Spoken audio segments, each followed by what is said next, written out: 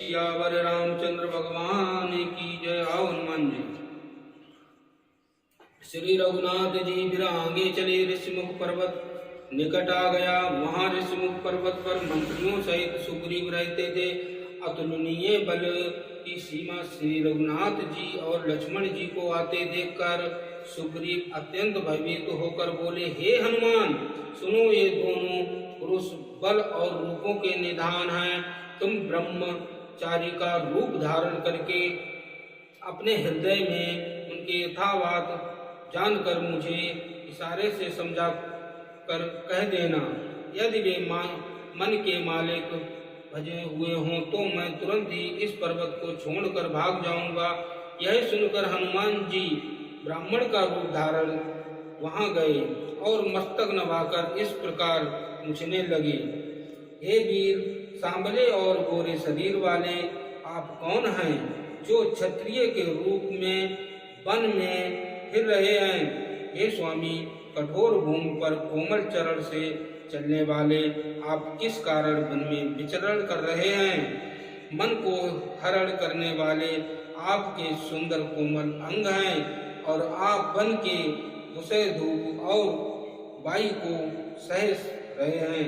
क्या आप ब्रह्मा, विष्णु, महेश, इन तीनों देवताओं में से कोई हैं, या आप दोनों नर और नारायण हैं, अथवा आप जगत के मूल कारण और संपूर्ण लोकों के स्वामी स्वयं भगवान हैं, जिन्होंने लोगों को भव सागर से पार उतारा है तथा पृथ्वी का भार नष्ट करने के लिए मनुष्य रूप में अवतार लिया है। श्री रामचंद्र जी ने कहा, हम कौशल राज दशरथ के पुत्र हैं और पिता का वचन मानकर आए हैं। हमारे राम लक्ष्मण नाम हैं और हम दोनों भाई, हमारे साथ सुंदर सुकुमारी स्त्री थी। वहां वन में राक्षस ने मेरी पत्नी जानकी को हर लिया है। हे ब्राह्मण, हम उसे ही खोजते फिरते हैं। हमने तो अपना चरित्र कह सुनाया, अब हे ब्राह्मण, अपनी कथा समझाकर कहिए। प्रभु को पहचान कर हनुमान जी उनके चरण पकड़कर पृथ्वी पर गिर पड़े। उन्होंने साष्टांग दंडवत प्रणाम किया। शिव जी कहते हैं, हे पार्वती, वह सुख वर्णन नहीं किया जा सकता है। शरीर पुलकित है, मुख से वचन नहीं निकलता है। वे प्रभु के सुंदर वेश की रचना देख रहे हैं। फिर धीरज धरकर स्तुति की।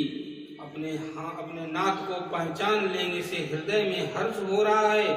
फिर हनुमान जी ने कहा, हे स्वामी, मैं जो पूछा वह मेरा पूछना तो न्याय था, क्योंकि वर्षों के बाद आपको देखा, वह भी तपस्वी के वेश में, और मेरी वानर बुद्धि, इससे मैं तो आपको पहचान न सका, और अपनी परिस्थितियों के अनुसार मैंने आपसे तुरंत आप मनुष्य की तरह कैसे पूछ रहे हैं?